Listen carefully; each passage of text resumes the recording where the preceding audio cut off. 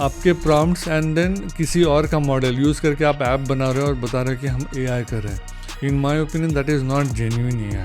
At 40 years of age, changing career directly to a separate field, right? तो कुछ ना कुछ challenges रहे होंगे। बहुत सारे चैलेंजेस थे। एक तो at 40 you are not like use to do studies, right. एक दिन मेरे पास पावर थी, फाइनेंसेस थे, मनी था, एंड नेक्स्ट दिन no authority, no power, no money as such. I am a student again. What are the jobs that you think can go right now? Because of this coding LLMs, AC1 and AC2 वो सारा job निकलने वाला है। Because Claude code हो, Codex हो, whatever, all this coding models वो normal fresher से ज़्यादा अच्छा कोड लिख के देते हैं। आपके क्या थॉट्स है वाइब कोडिंग के ऊपर, एंड कहीं पे ऐसा हो रहा है कि vibe coding logic building harm कर रहा है? एब्सोल्युटली। सी उसका भी एक लेवल है। सी आपको अगर very simplistic data entry app बनाना है तो वो वाइब कोडिंग से जो आउटपुट आ रहा है दैट इज़ सफिशिएंट। बहुत रीजनेबली कॉम्प्लेक्स एप्लीकेशन बनाना है तो वो वाइब कोडिंग से होगा नहीं। And how did you convince the companies की मेरा एक्सपीरियंस अभी अलग है but I want you to hire me as a ML engineer? So वो अगेन काफ़ी डिफ़िकल्ट था। सो आफ्टर माई PhD मुझे ML में शिफ्ट करना था। सी अभी 40 plus with a PhD in a different field कोई ML का जॉब तो देगा नहीं। So I did what is called as free internships at that age. So enterprises में I think everybody is again trying to build with AI and adding AI into their workflows. A lot of people are building pilots and कितने लोग actually AI के ऊपर ROI generate कर पा रहे हैं? ये फ्रैंक आंसर देना चाहता हूँ। Welcome to a new episode of the root access. आज का एपिसोड काफ़ी स्पेशल होने वाला है। इमेजिन आपने 20 साल mechanical engineering and CAD CAM industry में स्पेंड किए। So ideally you want to settle now and don't change your field drastically. But इसी का एक्सेप्शन है आज के हमारे guest doctor Yogesh Kulkarni. He wanted to make a switch to AI and ML, so he went back to college, took his PhD and did free internships at the age of 40. Currently, he is working as a leading AI engineer and consultant.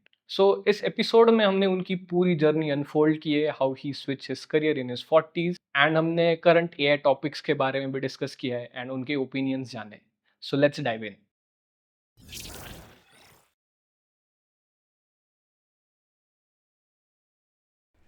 Hello Yogesh sir, hello, welcome to the root access. Thank you. So I want to begin with your journey. So आपकी जो PhD है that is in geometric modelling and your first job was at Tata Motors, right?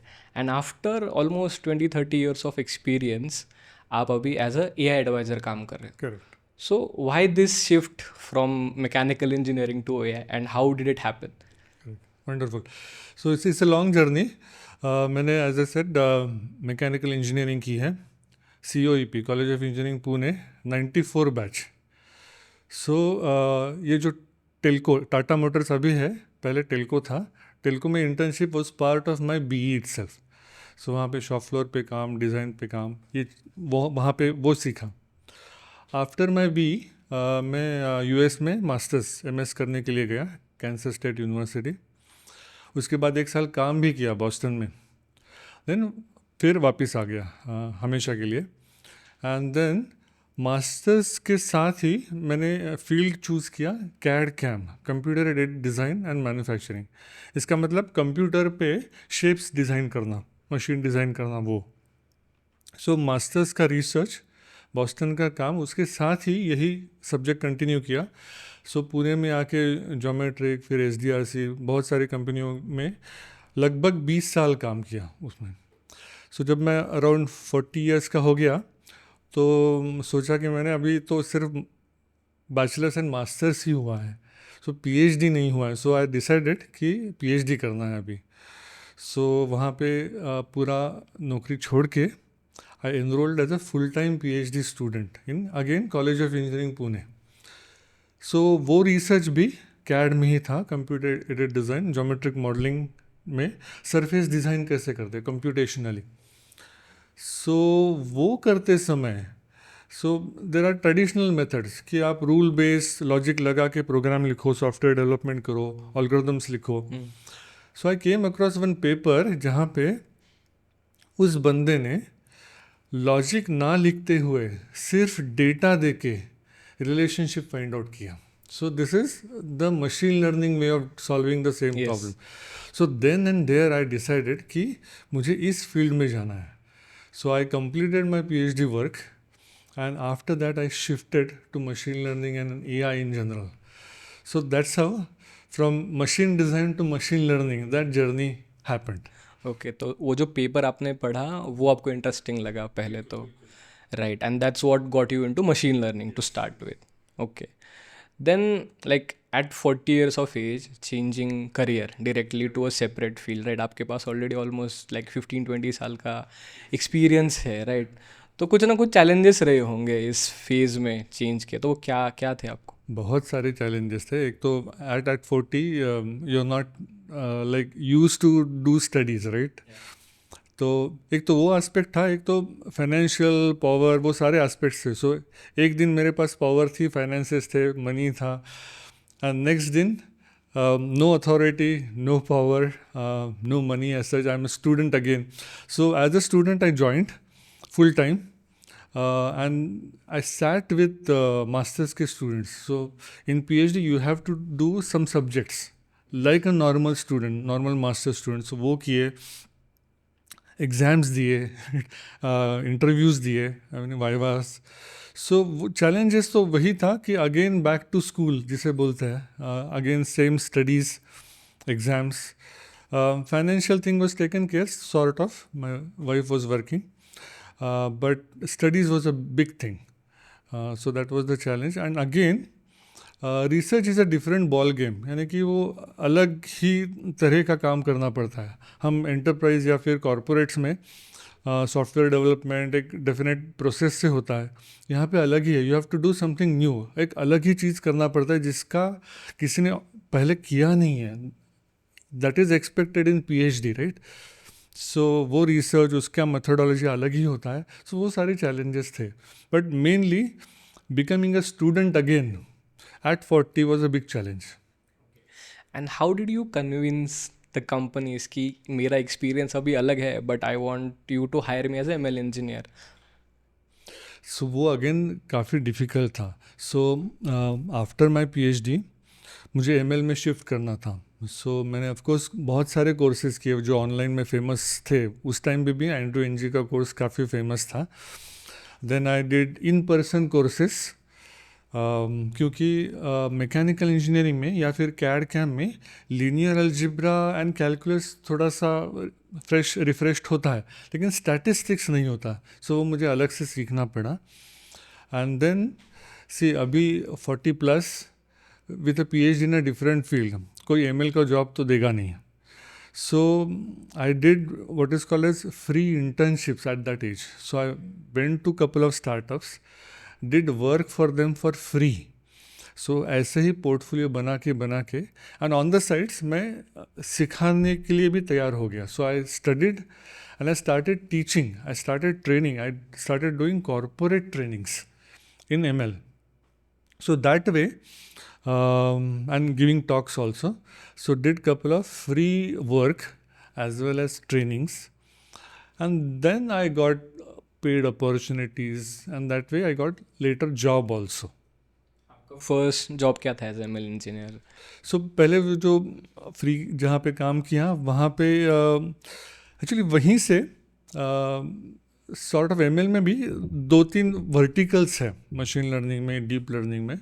Once you know the foundation, आप एक बार image processing में जा सकते हो. सो AI/ML for image processing वो कर सकते हो, या फिर न्यूमेरिकल यानी कि टाइम सीरीज एनालिसिस वो कर सकते हो, या फिर एक टेक्स्ट बेस भी स्पेशलाइजेशन कर सकते हो.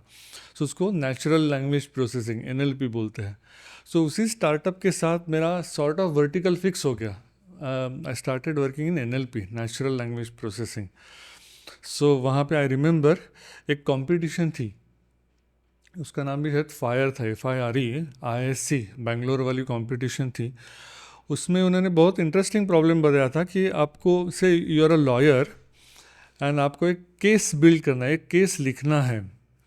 सो टिपिकली व्हाट लॉयर्स डू कि आपके पास कुछ बेसिक आइडिया है and then you try to search for similar cases in the past, उसको प्रेसिडेंस बोलते हैं.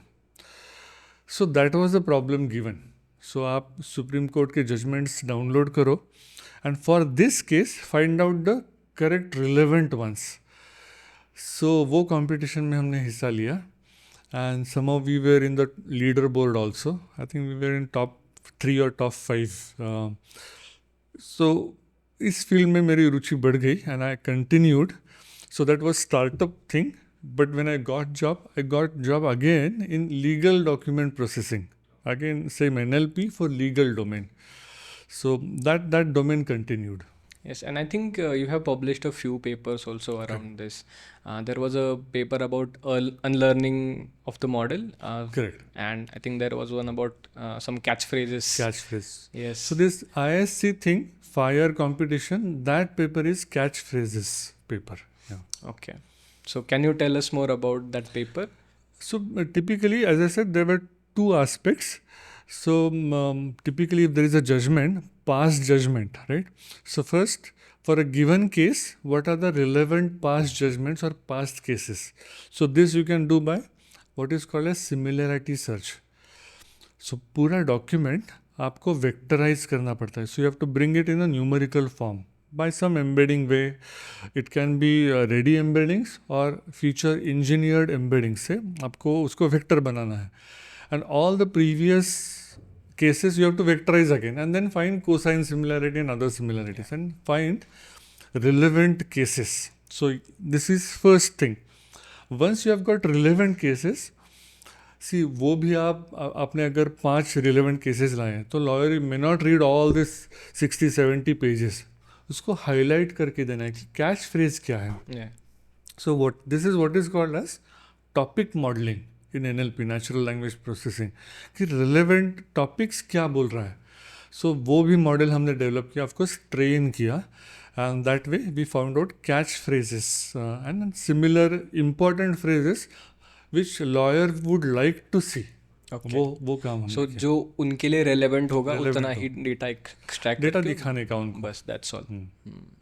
So before we start getting more into deep in AI and getting technical, can you just explain very briefly कि exactly AI क्या है? So it's a big field, it's a umbrella term है, यानी कि कोई लोग कैसे भी यूज़ कर रहे हैं आजकल. So basically artificial intelligence. So what we call as intelligence, human intelligence, if computer भी वही काम करने लगा, सॉफ्टवेयर भी वही काम करने लगा, तो उसको आर्टिफिशियल इंटेलिजेंस बोल सकते हैं. It's not a rigorous definition but still. So simple thing is कि चेस खेलना है, you need intelligence, right? Yes. You need to do say translation करना है एक भाषा से अलग भाषा में, सो उसके लिए भी इंटेलिजेंस लगता है. वही काम अगर सॉफ्टवेयर करने लगे तो उसको आर्टिफिशियल इंटेलिजेंस बोल सकते हैं. सो ये बहुत बड़ा टर्म है. And this artificial intelligence is not yesterday's, recent कुछ नहीं है, ये तो 60-70 साल से चल रहा है. पर उस टाइम ये सारा काम रूल बेस्ड यानी कि लॉजिक लिख के होता था. सो वहाँ पे भी मेरे बचपन में भी चेस के प्रोग्राम्स हुआ करते थे, Yes. पोएम राइटिंग वाले प्रोग्राम्स हुआ करते, वो सारे रूल बेस्ड एआई के एग्जांपल्स हैं. बाद में आया मशीन लर्निंग. सो आपको डेटा देना है. So instead of rule based program बनाने के बजाय आप डेटा देके, इनपुट एंड आउटपुट देके वो रिलेशनशिप फाइंड आउट करें. सो वो मेथड आ गया. उसके बाद में डीप लर्निंग आ गया, आपको न्यूरल नेटवर्क यूज़ करना है. सो ये सारे होने के बाद अब लेटेस्ट आ गया जनरेटिव एआई, जो जनरेट करता है आंसर. सो ये एआई के ये सारे सब पार्ट्स हैं, but umbrella term is artificial intelligence. Okay. And generally हम लोग देखते हैं कि लोग कंफ्यूज होते हैं. So there are 2 parts basically if you want to get into AI. अगर आप तो AI इंजीनियर बन सकते हो या AI रिसर्चर बन सकते हो, तो क्या आप बता सकते हो कि ये दोनों टर्म्स क्या है अलग अलग? सो एक्चुअली मेरे हिसाब से 3 लेवल्स हैं. ओके. ओके. सो आर्टिफिशियल इंटेलिजेंस में यूज़र लेवल, ओके. एक है डेवलपर लेवल और एक है रिसर्चर लेवल. सो यूज़र का मतलब जो एआई यूज़ करना जानता है. से एआई के टूल्स, जैसे सब लोग अब चैट जीपीटी यूज़ कर रहे हैं, है नहीं? तो वो सारे यूज़र्स हैं.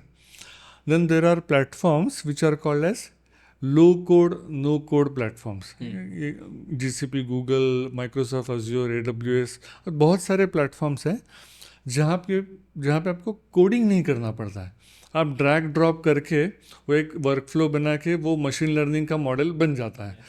So this is what users can do. पर एक इम्पॉर्टेंट कंडीशन है कि आपको सब्जेक्ट मैटर एक्सपर्ट होना है. आपको finance, if you are a finance guy, आप लीगल में काम करते हो, आप मेडिकल में काम करते हो, then you can pull in data, drag in a machine learning model, get the result, show the result, वैसे कर सकते हैं. सो ये हो गया user level. Next level is developer. The guys who will develop such program, meaning program such programs, right? So application developers, but using, से machine learning करना है तो साइकिल लर्न यूज़ करना है, डीप लर्निंग करना है तो टेंसर फ्लो या फिर पाइटॉच यूज़ करना है. सो आपको अगर आप प्रोग्रामर हो तो आप डेवलपर हो. You are building applications, AI applications using this libraries. मैंने सिर्फ पाइथन के एग्जांपल्स लिए, बट अलग प्रोग्रामिंग लैंग्वेजेस में अलग पैकेजेस हैं, फ्रेमवर्क्स हैं. सो वहाँ पे आपको मशीन लर्निंग भी आना है, प्रोग्रामिंग भी आना है, थोड़ा सा मैथमेटिक्स भी आना है. उसके ऊपर की लेवल है रिसर्चर लेवल. जो लोग नया एक्टिवेशन फंक्शन ढूंढते हैं, रिसर्च पेपर्स करते हैं, न्यूरीस में वो सारे कॉन्फ्रेंसेस में पेपर्स करते हैं. The guys who write TensorFlow like libraries, PyTorch like libraries, वो सारे रिसर्चर्स हैं. टिपिकली PhD पीपल वो रिसर्चर हैं. So as far as I am concerned, I am at the developer level. मुझे प्रोग्रामिंग आती है and I can develop apps. User level यानी कि everybody should be user level at least. या so general audience जो non tech हो सकती है बट बिल्कुल. In day to day life they are using AI for basic tasks. Correct. Right. Okay. So now to begin with, so you run your own community as well, Correct. right? You give talks, you meet a lot of people, right? Correct. So and whenever generally I have also gone to conferences, so people come to me or maybe they would also come to you और पूछते कि I am a maybe project manager or maybe I am at a senior level, then how I can embrace AI in my current workflow without shifting the whole career. So आप उन लोगों के लिए क्या advice दे सकते हो? So as I myself, I did mid-career transition, right? I was in a different field. मैं mechanical engineering में काम करता था, सॉफ्टवेयर डेवलपमेंट ही था, लेकिन मैंने भी फील्ड चेंज किया तो मुझे शायद आसान जाता है ये शिफ्ट कैसे करने का. सो मिड करियर ट्रांजिशन ये एक्चुअली मेरा स्पेशलिटी है शायद. So my general suggestion is ना, जो आप कर रहे हैं ना वही करो.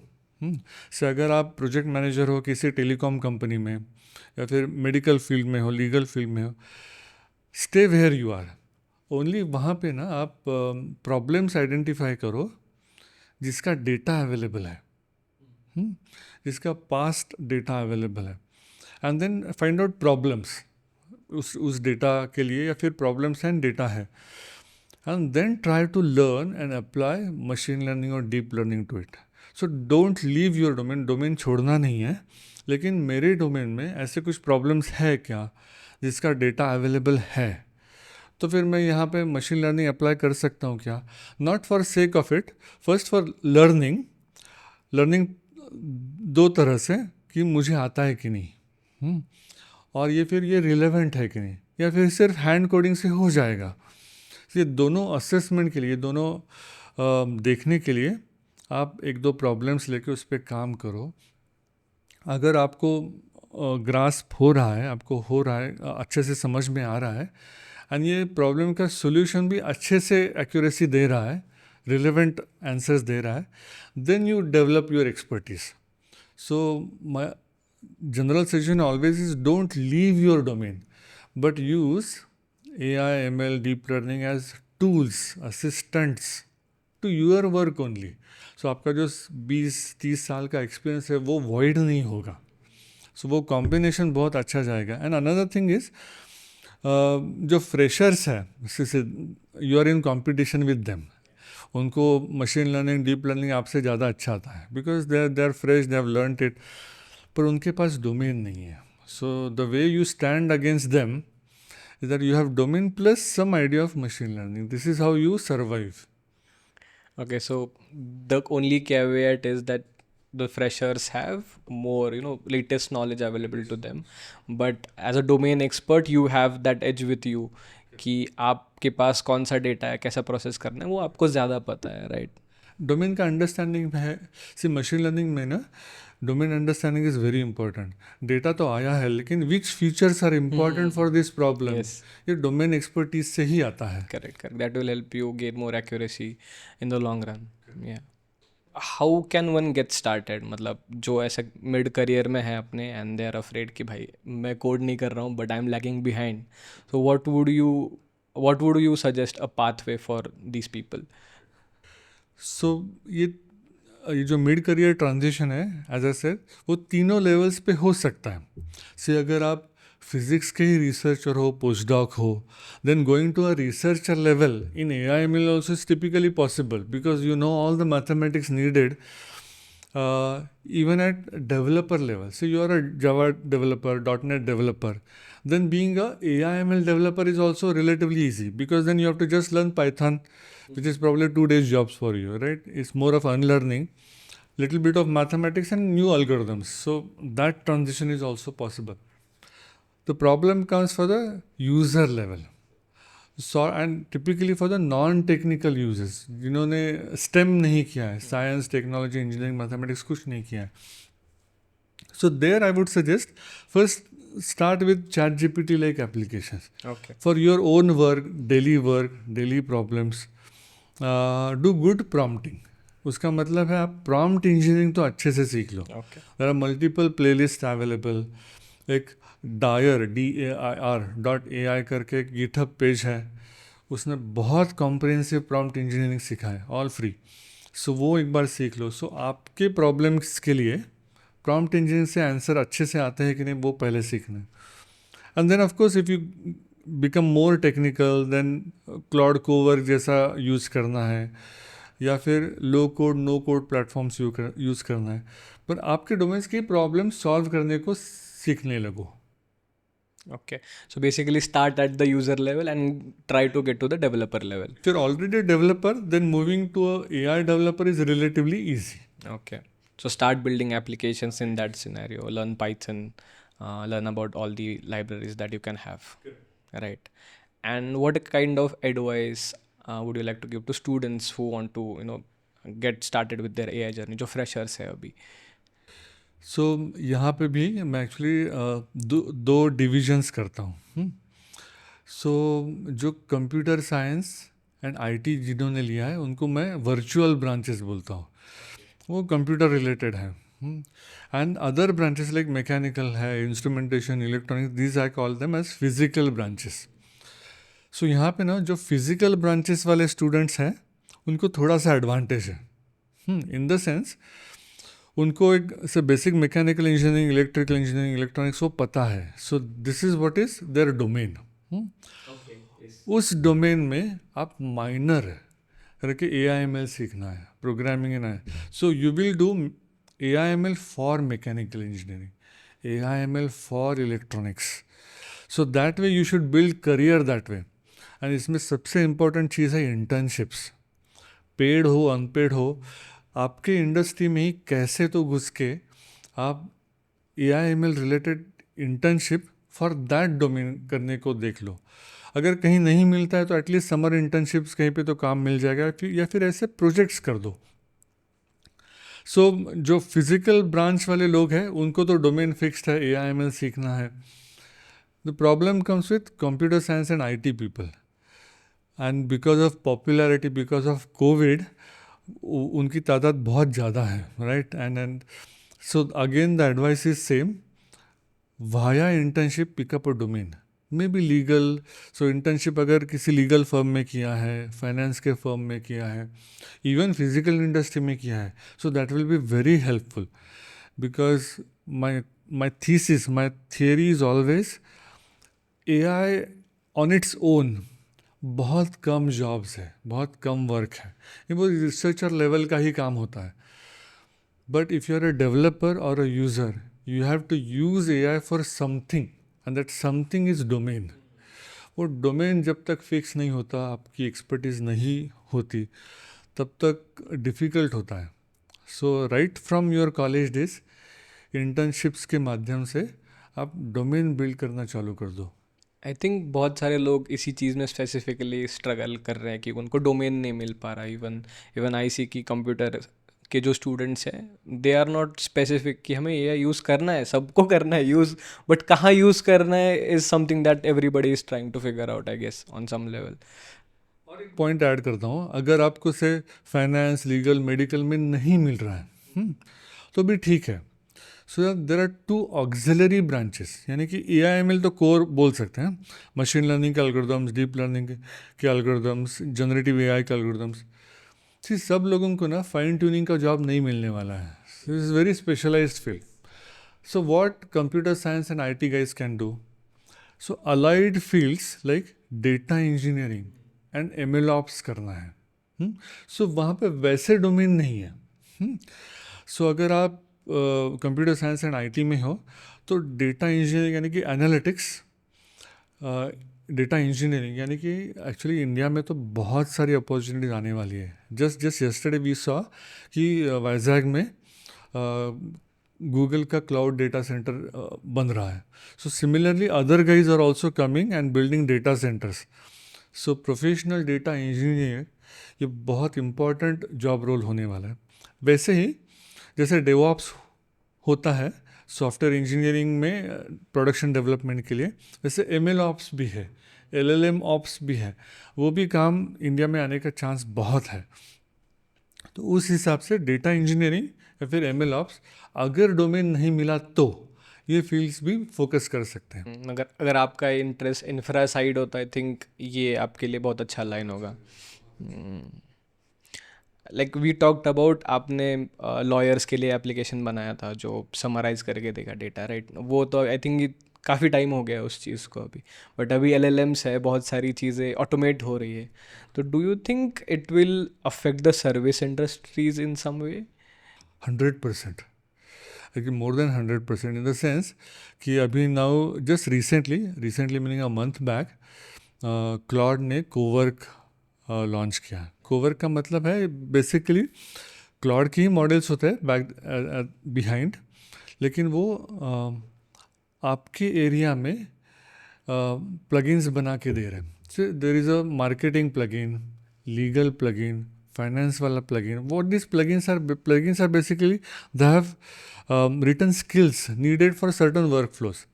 Say in legal you take a contract and then find risky clauses. से ये आपका वर्कफ्लो है। सो पहले हम NLP से, नेचुरल लैंग्वेज प्रोसेसिंग के एल्गोरिदम लिख के, कभी कभी मशीन लर्निंग के मॉडल्स लिख के ये काम करते थे। But now because of LLM ये काम ऐसे हो जाता है।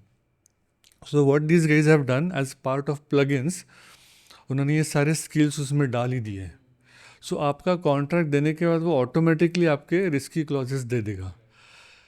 जस्ट बिकॉज ऑफ दिस उस टाइम जो मार्केट क्रैश हुआ है, because everybody saw what's coming. इसका मतलब ये जो लोग कर रहे हैं अभी बैठ के, उनकी अब ज़रूरत नहीं रहेगी। एंड टिपिकली व्हाट हैपन्स, ये काम जनरली डेवलप कंट्रीज़ में, US, यूरोप में होता था, जो काम आउटसोर्स करके इंडिया में आता था हमारे सर्विस इंडस्ट्री के पास। अब वो भेजेंगे भी नहीं कि उनके पास डोमेन एक्सपर्टीज़ है एंड ये प्रॉम्प्ट्स भी है, स्किल्स भी है। सो वो काम भी कम होने का चांस है।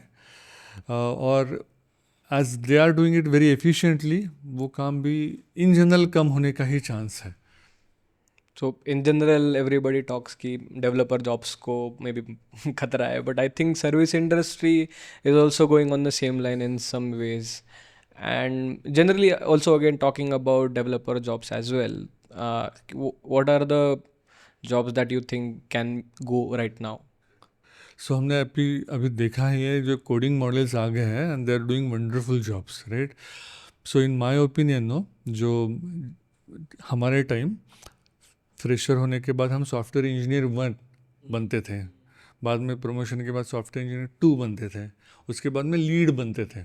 सो लीड का जॉब क्या है? वो AC1 एंड AC2 के कोड रिव्यू करके सबमिट करना है। Because of this coding LLMs, AC1 and AC2 वो सारा जॉब निकलने वाला है। बिकॉज क्लाउड कोड हो, कोडेक्स हो, whatever, all this coding models वो नॉर्मल फ्रेशर से ज़्यादा अच्छा कोड लिख के देता है, right? So that's why now as a fresher you will start as lead only, That's the new job role, because your job is to review what Claude Code has written or Codex has written. So ये shift आपको आना है अभी. This you should assimilate कि हम अब coding quick sort function नहीं लिखने वाले कभी भी. हमको मालूम होना चाहिए, पर वो लिखेंगे तो नहीं. वो सारा कोडिंग एलएलएम से कोड आएगा, हमको रिव्यू करना आना चाहिए. And another important thing is उसमें एडिट्स करना आना चाहिए. सी क्लॉड ने दिया है कोड, वो कभी कभी 100% करेक्ट नहीं होगा.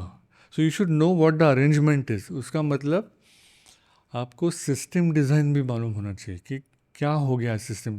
सो in your college days you should not use this coding LLMs और वाइब कोडिंग बाद में बात करेंगे हम. वो सारा हाथ से करना है while you are learning. Then you have better understanding सब कैसे काम करता है, सिस्टम डिज़ाइन कैसे करना है. At the time of job you may use LLMs and vibe coding.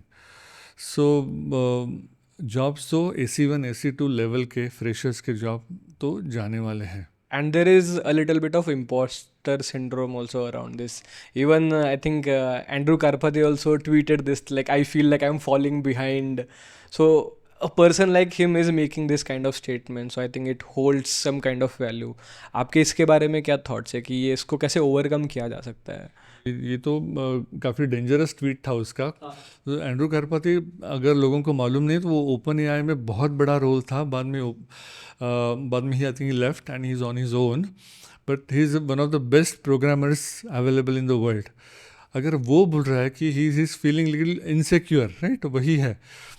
And there is a reason for it, क्योंकि वो एक्चुअली बहुत बढ़िया काम करते हैं. By the way, I use Claude code daily. It's been a couple of months now, and it is doing wonderful job, extremely good, and more than or better than humans for sure. At least the internship kind of people. So I don't have to have interns with me now. I'll get it done from Claude Code, or even Codex and other coding models. Now the expertise comes. So if you have done all these things yourself, पहले से DSA से, data structures and algorithm से, so will at least figure out कि वो क्या कर रहा है. सो वो understanding is necessary. System design is necessary. In my opinion system design level पे भी उसका पावर अभी नहीं आया है. सो कोड राइटिंग के लेवल पे आ गया है. मतलब उसको आपने बोला कि मुझे ये डायलॉग बॉक्स बनाना है, उसमें ये फील्ड चाहिए, एक अच्छा सा स्पेक लिख के लिया, तो that code writing it is doing wonderfully well.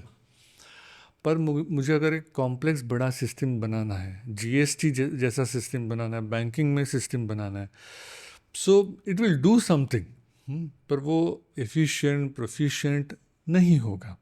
So there where human expertise will come in picture. See मुझे ये टेक स्टैक चाहिए, मुझे ये डेटाबेस चाहिए, क्योंकि मुझे मालूम है से पोस्टग्रेस यहाँ पे चलेगा, MongoDB यहाँ पे चलेगा, ये मुझे एक्सपीरियंस से आना चाहिए. So that I will suggest. So as a developer now you are becoming more of a PM, project manager, या फिर प्रोडक्ट इंजीनियर, जो आप डिटेल में स्पेक्स लिखेंगे. This is what you will become. एक बार ये होने के बाद from specs to code, that coding LLM will do wonderfully well. Because हम लोग ट्रेडिशनली बोलते हैं कि a tool is as good as its user, right? तो आई थिंक ये सिमिलर ही आप बोलना चाह रहे हो. Absolutely. So we will talk about it. So vibe coding लोग आजकल कर रहे हैं कि एक ही प्रॉम्प्ट देना है कि मुझे लाइब्रेरी का एप्लीकेशन बना के दो. It will do it. It will do it because it has seen hundreds of library applications and it will do something similar. पर अगर आपको कुछ स्पेशल करना है तो आपको अच्छे से स्पेक्स लिख के देना है, डिटेल्ड प्रॉम्प्ट देना है, प्रॉम्प्ट इंजीनियरिंग के सारे एस्पेक्ट्स यूज़ करके देना है. Then only whatever you want will come out as an output. नहीं तो वो एक जनरिक कुछ तो एप्लीकेशन बना के देगा. वो ऑप्टिमाइज होगा नहीं होगा, स्केल होगा नहीं होगा, वी डोंट नो. हम अभी AI वाइब कोडिंग की बात कर ही रहे हैं, तो आपके क्या थॉट्स है वाइब कोडिंग के ऊपर? एंड कहीं पे ऐसा हो रहा है कि vibe coding logic building harm कर रहा है? एब्सोल्युटली. सी उसका भी एक लेवल है. सी आपको अगर very simplistic data entry app बनाना है तो वो वाइब कोडिंग से जो आउटपुट आ रहा है दैट इज़ सफिशिएंट. पर आपका थोड़ी सी कॉम्प्लेक्सिटी है, डिज़ाइन पैटर्न्स यूज़ करना है, एक एफिशिएंट लेटेंसी नहीं होने वाला नेटवर्क ऑप्टिमाइज्ड कैश्ड एप्लीकेशन, ऐसे बहुत रीजनेबली कॉम्प्लेक्स एप्लीकेशन बनाना है तो वो वाइब कोडिंग से होगा नहीं। वो देगा कुछ तो, लेकिन वाइब कोडिंग की तरह वाइब डिबगिंग है क्या? है, लेकिन वो एफिशिएंट नहीं है। सी वॉट यूल सो, ऐसा बग आ गया है, फिक्स कर दो, वो तो कुछ तो कर देगा, बट डू यू नो वो करेक्ट किया है नहीं किया है? सो इन माई ओपिनियन एक लेवल के नीचे वाइब कोडिंग कर सकते हैं। आपको कुछ नो लोड वाला एक सिंपल सा ऐप बनाना तो कर सकते हैं, लेकिन एंटरप्राइज लेवल का ऐप वाइब कोडिंग से नहीं बना सकते। Why? It will do something but then you are responsible for it. We have seen quite a few examples, हमने देखा है कि कुछ लोग डॉक्यूमेंट्स भी बना के वाइब कोडिंग से करके देते हैं, एंड देन उसमें बहुत सारे प्रॉब्लम्स आते हैं। So human oversight is extremely important, and ये ह्यूमन ओवरसाइट एक्सपर्टीज से ही आती है। I think OpenClaw is a very good example of it. They are still trying to fix bugs in OpenClaw. Yes. So, I think students को बहुत ज़्यादा confusion है कि actually vibe coding किया जाए या नहीं किया जाए। तो आप स्टूडेंट पर्सपेक्टिव से थोड़ा बता सकते हो कि वो कैसे अवॉइड कर सकते हैं ये होना कि उनका लॉजिक अच्छे से बिल्ड हो। So as a set, when you are a student, आपके डिग्री के टाइम के समय, बैचलर्स के टाइम के समय, वाइल लर्निंग वाइब कोडिंग नहीं करना है, period. So you have to do hand written programs, data structures and algorithm, system design सब हाथ से करना है। What you can do, once you have written it as a first draft, then you can get assessed by whatever LLM, but पहला draft ही LLM से नहीं बनाना है, वाइब कोडिंग से नहीं। So you have to have your own thoughts, your own logic built, get it assessed, get it even get suggestions from coding LLM also कि मैंने अच्छा किया नहीं किया। सो you can use coding LLMs to improve your logic, not replace your logic. So student time पे नहीं करना है, once you are out in the market then vibe coding use करना है। बट तब तक आई थिंक आपका डोमेन नॉलेज बिल्ड हो गया होगा, आपका एक्सपर्टीज थोड़ा बहुत बिल्ड हो गया होगा, you have your fundamentals ready with you, so you can very easily vibe code and give the correct instructions to the LLM। And vibe coding करना ही है। I am little against not doing vibe coding, क्योंकि ये extremely fast and efficient way है। So vibe coding मतलब सिर्फ one line का prompt नहीं देना है। So I will just qualify, you have to give very detailed specs related vibe coding करना है, पर आपको सब सारा स्पेसिफाई करके करना है, but that too if you are in a job, not as a student. Or if you are building any side projects that you want to. So you work as a AI advisor, right? So what is an AI advisor? आपका exact काम क्या है? एक मेरे हिसाब से दो levels उसमें भी हैं, एक है AI कंसल्टेंट एंड एक है AI एडवाइज़र। सो AI कंसल्टेंट का जॉब क्या है? सो आपके पास अगर टीम है तो उस टीम में एम्बेड होके you will work with them and do delivery also certain projects. आपको कुछ रिकमेंडेशन इंजन बनाना है, you will work with the existing team, be hands on, architect the whole thing and deliver the product. So AI related projects deliver करना है, this is what I call AI consultants करते हैं। AI adviser थोड़ा सा अलग role है। In AI advisory, I only guide people, I only mentor people, I only suggest things. There I don't do hands-on coding. On my own I do every day, but in that setup, I have to have a AI engineers team with me to whom I can guide. And जो मैंने बोला है वो कर सके, ऐसी qualified team चाहिए। So I just give architectural suggestions, what to use where, that kind of suggestion. This is advisory level work that I do. Okay. And you also mentioned कि आप I think almost daily code करते हो, तो which are your favorite vibe coding tools जो आप day to day basis पे use कर रहे हो अभी? मैं तो अभी I'm stuck and I'm almost married to Claude Code only. But I write detailed specs and Claude Code has been very kind and wonderful to me. Okay, so you have been using Claude Core for most of the, Most of the work. and with I guess the Anthropic's I think latest model is the Opus 4.7 आ गया है, 4.6 मेरे पास है. Generally I use Sonnet only for normal daily work. अच्छा, and do you feel कि tokens run out हो जाते हैं, ऐसा कुछ बिल्कुल हो जाते हैं. So I have to wait for another 4 hours to get it done. I have to buy extra packages. Actually, I run quite a few R&D initiatives. Some of them are for wider audience, meaning R&D topic तो है. GitHub पे मेरे सारे projects है. If you want to go, Yogesh HK करके मेरा handle है. हाँ, there are quite a few research projects. सो वहाँ पे मैं वाइब कोडिंग अभी करने लगा हूँ. Before Claude code I used to do hands on coding there. So वहाँ पे पूरा कोड बेस क्लाउड कोड को देखे, देन सजेशंस देखे, ask him to look into particular directory, make changes that way. So वो सारा काम अभी मैं सो कॉल्ड वाइब कोडिंग से करता हूँ. And as I am aware of all these repositories myself, I have written them hands on. I sort of know the arrangement also. You know कौन से फाइल में क्या है, कहाँ जाके चेंज करना है. मैंने ही लिखा है तो चेंज करना इजी जाता है. जस्ट से कि इस फाइल में ये चेंज करना है, it will do it. It will do it nice. It was more of a executioner rather than the thinker of your tasks. Yeah. Sometimes no, I use it as a thinker also. By the way, लोगों को पता होगा ही, LLM models के भी levels हैं. जो normal जो ChatGPT आया था उसको हम बोलते हैं क्वेश्चन आंसरिंग मॉडल. प्रॉम्प्ट दिया, आंसर दिया, नॉर्मल क्वेश्चन आंसरिंग मॉडल्स. थोड़े बाद में आया रीजनिंग मॉडल्स. वो ये आंसर क्यों आया इसका स्टेप बाय स्टेप एनालिसिस भी देते हैं. चेन ऑफ थॉट्स के हिसाब से वो बनाए जाते हैं reasoning models. And some are specialized as coding models and then there are vertical models which are domain specific. Medical के, बायो के, फाइनेंस के अलग अलग मॉडल्स है. So there are models. Some are very generic. Sonnet very generic है, but again this is very specific to are very good at coding things or computer related things. So it may not be good for image generation, that kind of thing.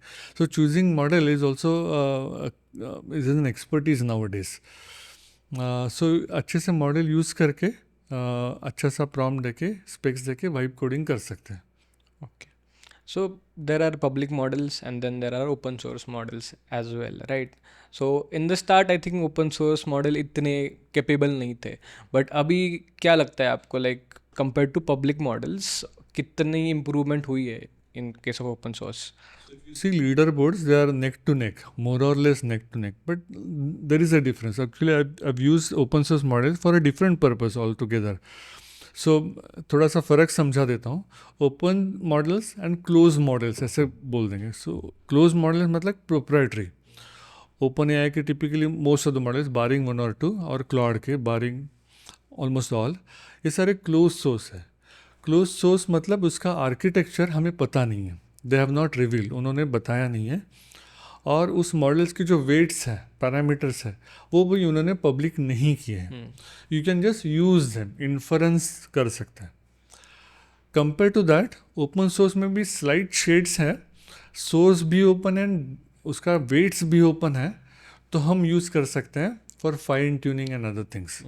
Close source models का और एक फ़ायदा ये है, apart from fine tuning कर सकते हैं, कि अगर वो छोटा है, आपके पास इनफ GPUs एंड मेमोरी है, तो आप लोकली भी रन्स कर सकते हैं. यानी कि फाइन ट्यून करके. Typically what I do, I get these models like Llama, DeepSeek, ये सारे ओपन सोर्स. उसके छोटे मॉडल्स हैं जो मेरे कंप्यूटर पे बैठ सकते हैं, GPUs यूज़ कर सकते हैं.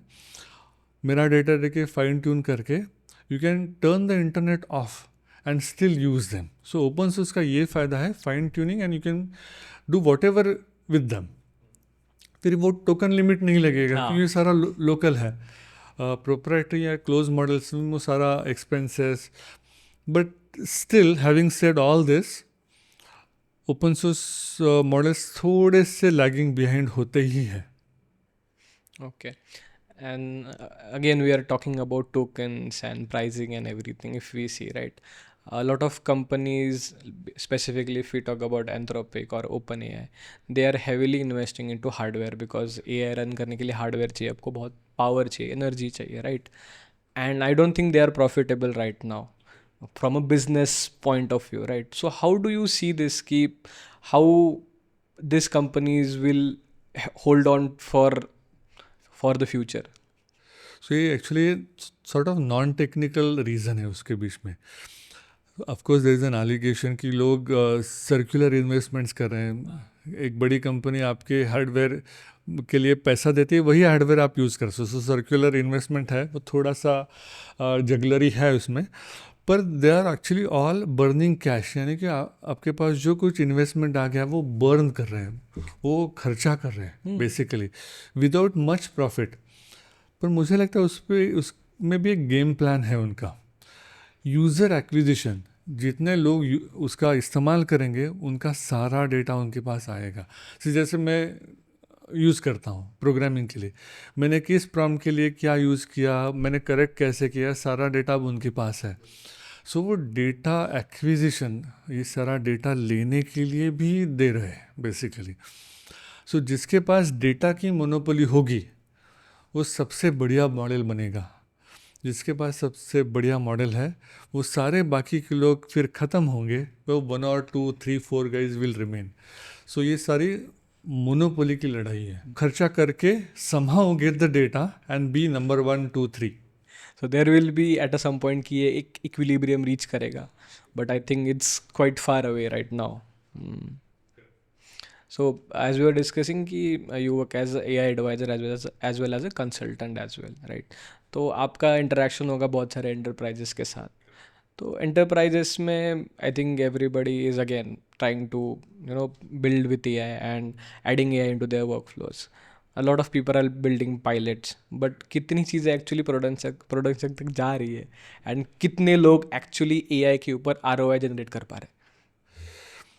ये फ्रैंक आंसर देना चाहता हूँ. बेसिकली क्या हो रहा है ना, सबको अब एआई करना पड़ रहा है बिकॉज ऑफ मार्केट प्रेशर. अगर आप एआई नहीं कर रहे हैं या फिर एटलीस्ट नहीं बता रहे हैं कि हम एआई कर रहे हैं, तो कुछ तो प्रॉब्लम है ऐसे लग रहा है लोगों को, मार्केट को, शेयर मार्केट को, even generally in VC world also.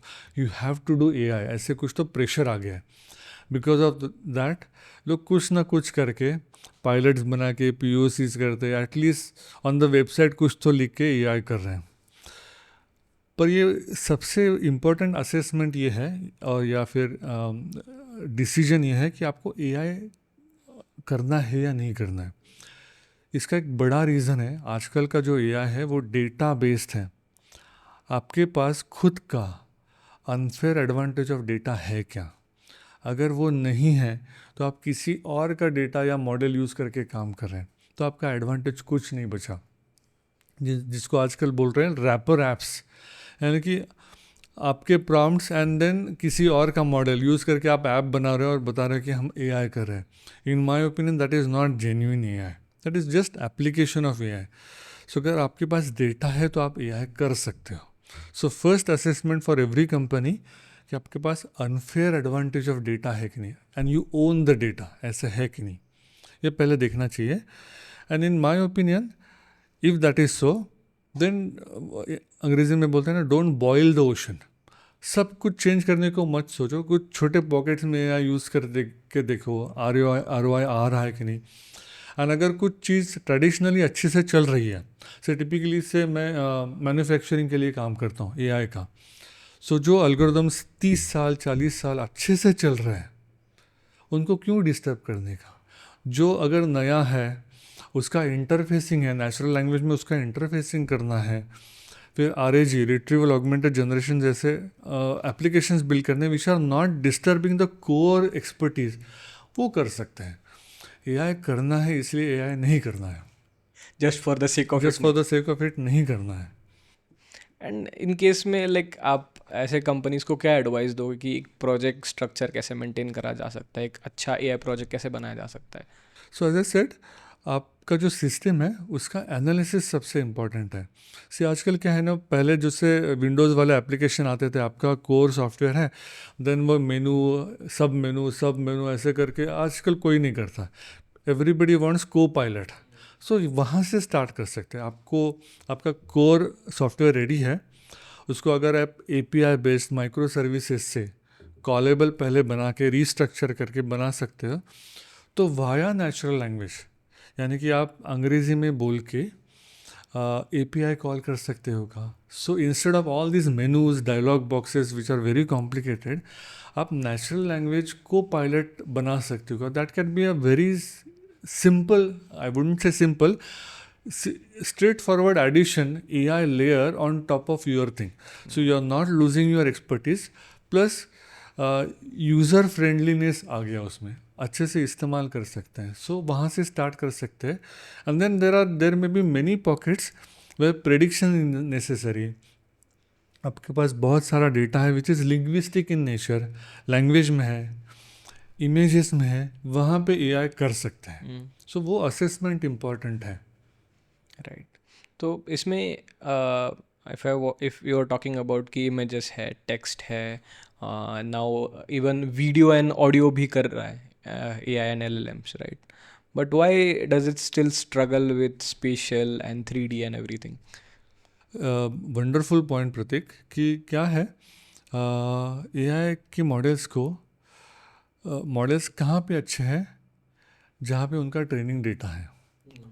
C AI models do not know anything else, उनको बिल्कुल पता नहीं है जो उनके ट्रेनिंग डेटा में नहीं है, या फिर उसका कुछ परम्यूटेशन कॉम्बिनेशन बना के वो आंसर देता है। एग्जैक्टली वही ट्रेनिंग डेटा जो है वो नहीं देता है, because it is generative, it is little probabilistic, but almost उसी हिसाब से देता है, थोड़ा सा अलग देता है।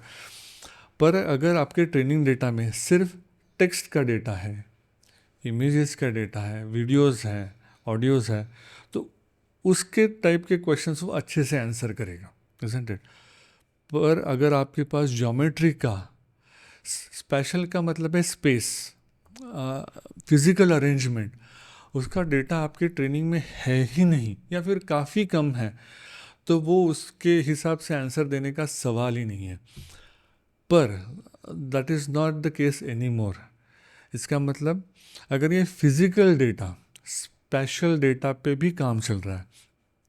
So if you have heard, जो लोग डीप लर्निंग या इमेज प्रोसेसिंग में ML करते थे, उनको ये डेटा सेट पता है, एमनिस्ट करके डेटा सेट है, MNIST, hand written digit recognition, सब लोगों ने किया रहेगा। I have also used it, yes. So वो जिनका काम है, उनका नाम है यान लकुन, वो अभी फेसबुक में थे, अभी नहीं है। उनका ये इमेज रिकग्निशन का डेटा सेट है। इसी रिसर्चर ने, and there is another researcher called Fei-Fei Li, Stanford में है, these guys are coming up with world models. World models का मतलब उनको फिजिकल स्पेशल अंडरस्टैंडिंग भी है, उसमें जो फिजिक्स चलता है उसका भी अंडरस्टैंडिंग है। अब वो मॉडल्स भी आने लगेंगे। And if we talk about more India specific, right, तो मोस्ट कॉमन लैंग्वेज है इंग्लिश, सारे मॉडल्स LLMs इंग्लिश में ही है, right? But why are they struggling to adapting the local languages as well as the local culture? काफ़ी important question है। So same reason, English models क्यों हैं? क्योंकि इंग्लिश का ट्रेनिंग डेटा काफ़ी है, हिंदी का डेटा है लेकिन काफ़ी नहीं है, and other local language like ours, से मराठी हो, गुजराती हो, उसका और भी कम है। सो उसमें फ्रॉम स्क्रैच जितना डेटा चाहिए, से ट्रिलियन टोकन्स चाहिए, वो तो क्यूरेटेड डेटा है ही नहीं, तो वो फ्रॉम स्क्रैच मॉडल्स बन ही नहीं सकते। सो लोगों ने क्या किया है कि एक बेस इंग्लिश मॉडल लेना है, जैसे लामा है, ओपनवेट है, फिर एडिशनल हिंदी का डेटा या फिर मराठी का डेटा देके फाइन ट्यून करके उसको बोलना है कि हमने ये हिंदी वाला लैंग्वेज मॉडल बनाया या फिर मराठी वाला, लेकिन अंदर से वो डिफरेंट ही है, उसमें थोड़ा सा चेंज करना पड़ता है, उसका टोकनाइज़र बदलना पड़ता है, पर वो करके कर सकते हैं, पर वो फ्रॉम स्क्रैच मॉडल्स नहीं है। लेकिन अभी देर आर कंपनीज और अदर एफर्ट्स, से भारत जेन है, सर्वम AI है, IIT मद्रास में भी काम चल रहा है। This guys are I think trying to do from scratch language models for Indian languages, फिर काम अच्छा होगा। So directly fundamental language models which are specific to Marathi, Gujarati, English, Hindi, so specifically, right? तो क्या लगता है कि मतलब कितने टाइम तक ये हो पाएगा? एंड सी एक्चुअली हो गया है in the sense may not be as proficient as English languages, but if you see Bhashini करके गवर्नमेंट ऑफ इंडिया का प्रोजेक्ट है, मैंने उसके आउटपुट्स देखे, वंडरफुल आउटपुट्स। वो हम जैसे बात करते हैं, हम एक्सेंट जैसे बात करते हैं, वो भी वो पिकअप कर ले हैं। So both language writing as well language speaking, sound में भी इंडियन लैंग्वेज मॉडल्स काफ़ी अच्छा करे।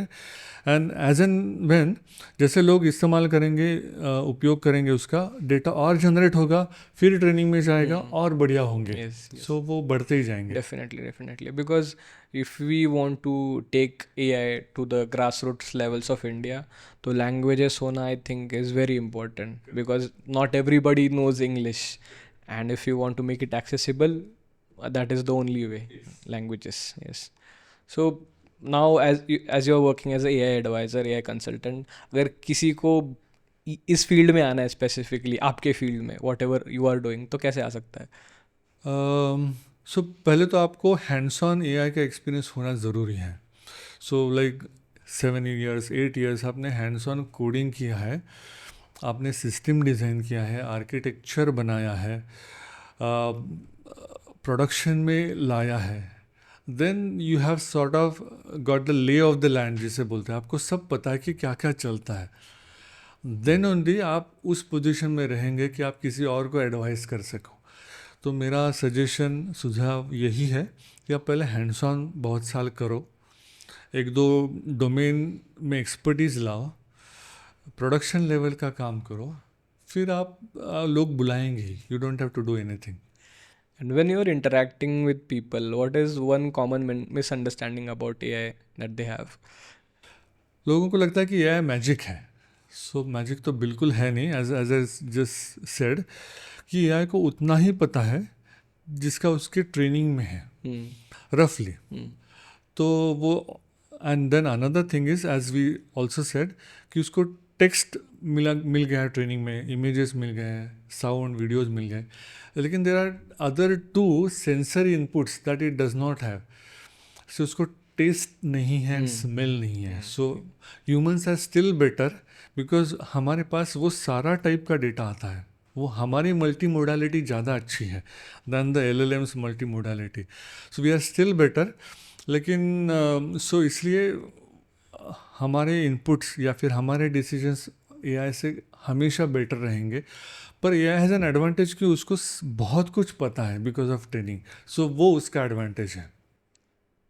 Okay, and just to end with the last question, what is that one piece of advice that you want to share कि इस advice ने मुझे मेरे लाइफ में बहुत हेल्प की है? One basic advice is to keep learning. अभी तो से मेरा ग्रेजुएशन हो गया है, अभी सिर्फ नौकरी करना है ऐसे नहीं है। मास्टर्स हो गया, मास्टर्स होने के बाद in my case after 20 years I started doing PhD। So learning will never stop, and you can't even afford कि अभी मुझे सब आ गया है, ऐसे कभी बोल ही नहीं सकते। So that is one advice कि keep learning. Okay, sir. Thank you for your knowledge that you shared here today, and thank you for being here and accepting my invitation. No problem. Yes, thank you so much. Thank you. Thanks, Pratik. Yes, hope to see you again on another episode. No problem. Yeah. Thank you. Thank Bye. you. Bye.